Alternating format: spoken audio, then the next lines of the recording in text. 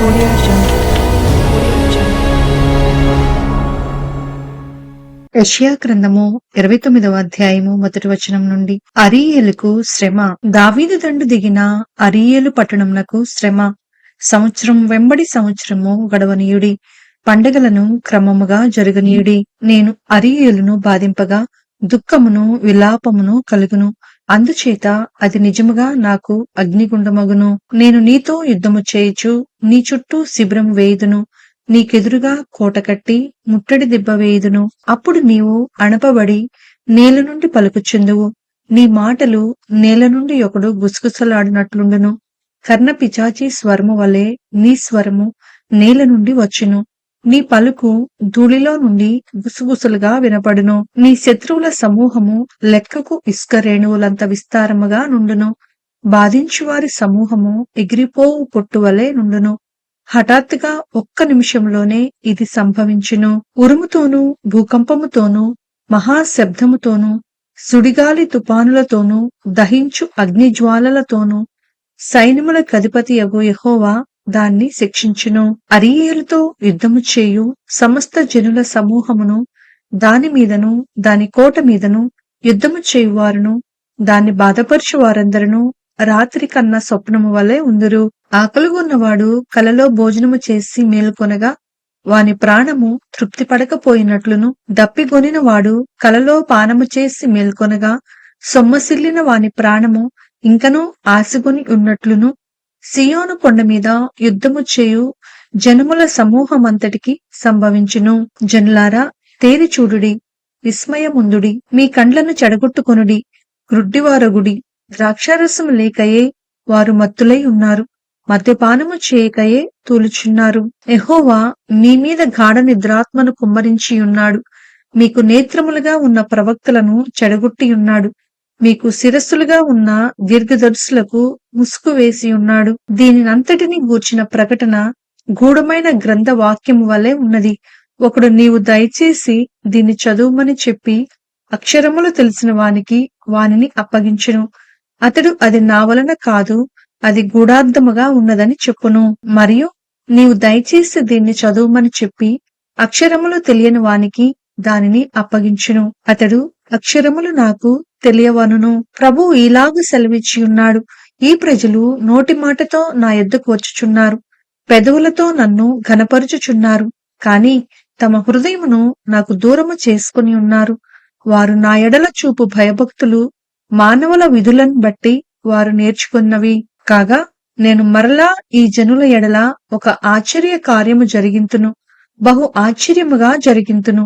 వారి జ్ఞానుల జ్ఞానము వ్యర్థమగును, వారి బుద్ధిమంతుల బుద్ధి మరుగైపోవును. తమ ఆలోచనలు యెహోవాకు కనబడకుండా లోలోపల వాటిని మరుగుచేయ జూచు వారికి శ్రమ. మమ్మునెవరు చూచెదరు, మా పని ఎవరికి తెలియను అనుకొని చీకటిలో తమ క్రియలు జరిగించు వారికి శ్రమ. అయ్యో, మీరెంత మూర్ఖులు! కుమ్మరికిని మంటికిని భేదము లేదని ఎంచదగునా? చేయబడిన వస్తువు దాన్ని చేసిన వారి గూర్చి ఇతడు నన్ను చేయలేదని వచ్చినా, రూపింపబడిన వస్తువు రూపించిన వాని గూర్చి ఇతనికి బుద్ధి లేదని వచ్చినా, ఇకను కొద్ది కాలమైన తరువాతనే కదా లెబనోను ప్రదేశము ఫలవంతమైన పొలమగును, ఫలవంతమైన పొలము వనమని ఎంచబడును. ఆ దినమున చెవిటివారు గ్రంథ వాక్యములు విందురు, అంధకారము కలిగినను గాఢాంధకారము కలిగినను గ్రుడ్డివారు కన్నులారా చూచెదరు. యెహోవా యందు దీనులకు కలుగు సంతోషము అధికమగును. మనుషులలో బీదలు ఇజ్రాయేలు యొక్క పరిశుద్ధ దేవుని యందు ఆనందించెదరు. బలత్కారులు లేకపోదురు, పరిహాసకులు నశించెదరు. కీడు చేయ యత్నించుచు ఒక వ్యాజ్యమును బట్టి ఇతరులను పాపులుగా చేయుచు గుమ్మములో తమ్మును గద్దించు వానిని పట్టుకొనవలెనని ఊరినొడ్డుచు మాయమాటల చేత నీతిమంతుని పడద్రోయు వారు నరకబడుదురు. అందుచేతను అబ్రహామును విమోచించిన యెహోవా యాకోబు కుటుంబమును గూర్చి ఇలాగు సెలవిచ్చుచున్నాడు, ఇక మీదట యాకోబు సిగ్గుపడడు, ఇక మీదట అతని ముఖము తెల్లబారదు. అతని సంతానపు వారు తమ మధ్య నేను చేయు కార్యమును చూచినప్పుడు నా నామమును పరిశుద్ధపరచుదురు. యాకోబు పరిశుద్ధ దేవుణ్ణి పరిశుద్ధపరచుదురు, ఇజ్రాయేలు దేవునికి భయపడుదురు. చంచల బుద్ధి గలవారు వివేకులగుదురు, సణుగువారు ఉపదేశమునకు లోబడుదురు. యెషయా గ్రంథము 30వ అధ్యాయము 1 వచనం నుండి. యెహోవా వాక్కు ఇదే, లోబడని పిల్లలకు శ్రమ, పాపమునకు పాపము కూర్చుకొనున్నట్లుగా వారు నన్ను అడగక ఆలోచన చేయుదురు. నా ఆత్మ నియమింపని సంధి చేసుకొందురు.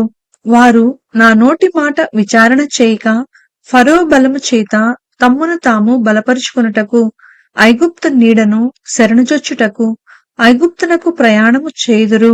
ఫరో వలన కలుగు బలము మీకు అవమానకరమగును. ఐగుప్తు నీడను శరణుజొచ్చుట వలన సిగ్గు కలుగును.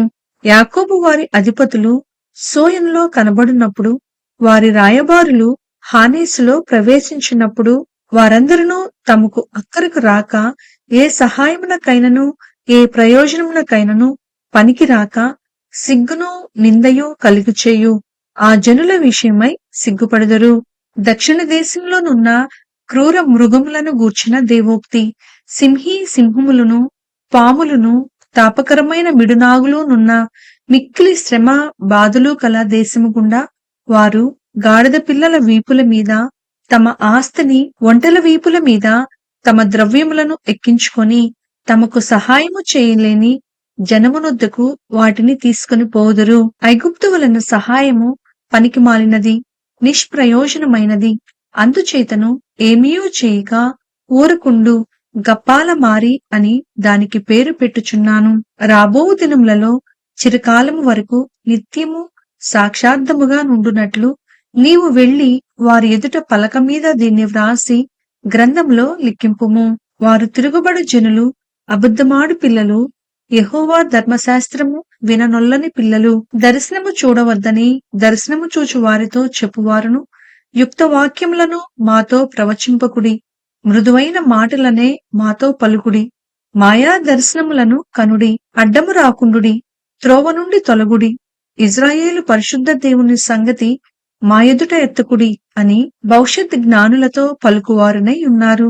అందుచేతను ఇజ్రాయేలు యొక్క పరిశుద్ధ దేవుడు ఈలాగు సెలవిచ్చుచున్నాడు, మీరు ఈ వాక్యము వద్దని త్రోసివేసి బలత్కారమును కృత్రిమమును నమ్ముకొని అట్టి వాటిని ఆధారము చేసుకొంటిరి కనుక ఈ దోషము మీకు ఎత్తైన గోడ నుండి జోగి పడబోచున్న గోడ అండవలే అగును. అది ఒక్క క్షణంలోనే హఠాత్తుగా పడిపోవును. కుమ్మరి కుండ పగులగొట్టబడినట్లు ఆయన ఏమీయూ విడిచిపెట్టక దాన్ని పగలగొట్టును. పొయ్యిలో నుండి నిప్పు తీయుటకు గాని, గుంటలో నుండి నీళ్లు తీయుటకు గాని దానిలో ఒక్క పెంకైనను దొరకదు. ప్రభువును, ఇజ్రాయేలు యొక్క పరిశుద్ధ దేవుడు నగు యెహోవా ఇలాగు సెలవిచ్చుచున్నాడు, మీరు మరలి వచ్చి ఊరకుండుట వలన రక్షింపబడెదరు. మీరు ఊరకుండి నమ్ముకొనుట వలన మీకు బలము కలుగును.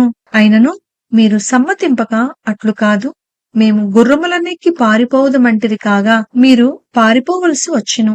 మేము వడిగల గుర్రములను ఎక్కి పోయేదమంటిరే కాగా మిమ్మును తరుమువారు వడిగల వారుగా నుందురు. మీరు పర్వతము మీద నుండు కొయ్యవలెను, కొండ మీద నుండు జెండావలెను అగు వరకు ఒకని గద్దింపునకు మీలో 1000 మంది పారిపోయేదరు. 5గురి గద్దింపునకు మీరు పారిపోయేదరు. కావున మీయందు దయచూపవలెనని యెహోవా ఆలస్యము చేయుచున్నాడు. మిమ్మును కరుణింపవలెనని ఆయన నిలువబడి ఉన్నాడు. యెహోవా న్యాయము తీర్చు దేవుడు. ఆయన నిమిత్తము కనిపెట్టుకొని వారందరూ ధన్యులు. సియోనులో యెరూషలేములోనే ఒక జనము కాపురముండును. జనమా, నీవికనేమాత్రము కన్నీళ్లు విడువవు. ఆయన నీ మొర్ర విని నిశ్చయముగా నిన్ను కరుణించును. ఆయన నీ మాట వినగానే నీకు ఉత్తరమిచ్చును. ప్రభువు నీకు క్లేశాన్న పానములనిచ్చును. ఇక మీదట నీ బోధకులు దాగియుండరు. నీవు కన్నులారా నీ బోధలను చూచెదవు.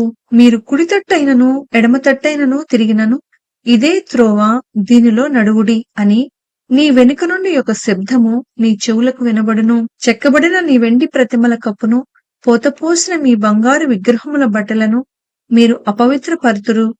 హేయములని వాటిని పారవేయుదురు. లేచి పొమ్మని దానితో చెప్పుదురు. నీవు నీ భూమిలో విత్తుటకు నీ గింజలకు కావలసిన వాన ఆయన కురిపించును. భూమి రాబడి అయిన ఆహార ద్రవ్యమిచ్చును. అది విస్తార సారములు కలదై ఉండును.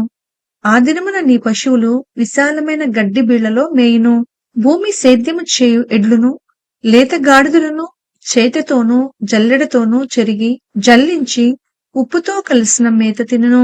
గోపురములు పడు మహా హత్య దినమున ఉన్నతమైన ప్రతి పర్వతం మీదను ఎత్తైన ప్రతి కొండ మీదను వాగులును నదులను పారును. యెహోవా తన జనుల గాయము కట్టి వారి దెబ్బను బాగుచేయి దినమున చంద్రుని వెన్నెల సూర్యుని ప్రకాశం వలె ఉండును. సూర్యుని ప్రకాశము 7 దినముల వెలుగు ఒక దినమున ప్రకాశించినట్లుండును. ఇదిగో కోపంతో మండుచు దట్టముగా లేచు పొగతో కూడినదై యెహోవా నామము దూరం నుండి వచ్చుచున్నది. ఆయన పెదవులు ఉగ్రతతో నిండియున్నవి. ఆయన నాలుక దహించు అగ్ని జ్వాల వలె ఉన్నది. ఆయన ఊపిరి కుతికల లోతు వచ్చు ప్రవాహమైన నది వలె ఉన్నది. వ్యర్థమైన వాటిని చెదరగొట్టు జల్లెడతో అది జనములను గాలించును. త్రోవ తప్పించు కళ్ళెము జనుల దవడలలో ఉండును. రాత్రియందు పండుగ నాచరించినట్లుగా మీరు సంగీతము పాడుదురు.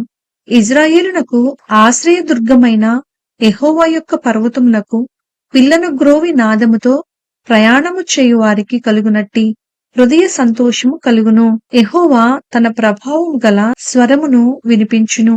ప్రచండమైన కోపముతోనూ దహించు జ్వాలతోనూ పెళపెళయను గాలివాన వడగండ్లతోనూ తన బాహువు వాలుట జనులకు చూపించును. యెహోవా దండముతో అష్షూరును కొట్టగా అది ఆయన స్వరము విని భీతి నొందును. యెహోవా అష్షూరు మీద పడవేయు నియామక దండము వలన ప్రతి దెబ్బ తంబుర సితారాల నాదముతో పడును. ఆయన తన బాహువును వాటి మీద ఆడించుచు యుద్ధము చేయును. పూర్వం నుండి తోపిత సిద్ధపరచబడి ఉన్నది. అది మొలెకు దేవతకు సిద్ధపరచబడి ఉన్నది. లోతుగాను విశాలముగాను ఆయన దాన్ని చేసియున్నాడు. అది అగ్నియు విస్తార కాష్టములను కలిగియున్నది.